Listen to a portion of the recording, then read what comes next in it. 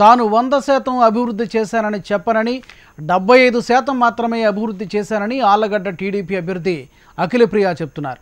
తాను ఎమ్మెల్యేగా గెలిస్తే పూర్తిగా 100% పనులు చేస్తామని ఆళ్లగడ్డ ప్రజలకు హామీ ఇచ్చారు. టీడీపీకి పట్టం కట్టినంత కాలం ప్రతి ఏడాది 10,000 పసుపు కుంకుమ కింద ఇప్పిస్తామన్నారు.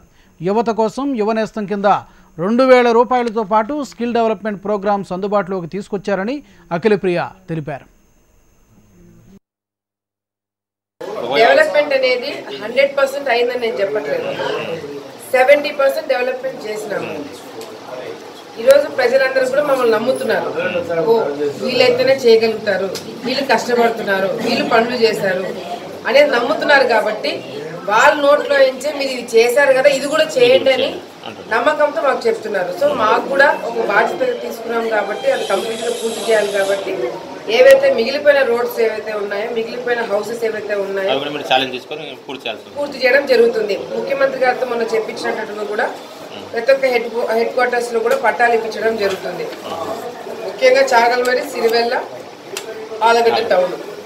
సో ఇవన్నిటికి కూడా మేము పట్టాలు ఇప్పించి వాళ్ళకి మేము ఇల్లు కట్టించడం జరుగుతుంది.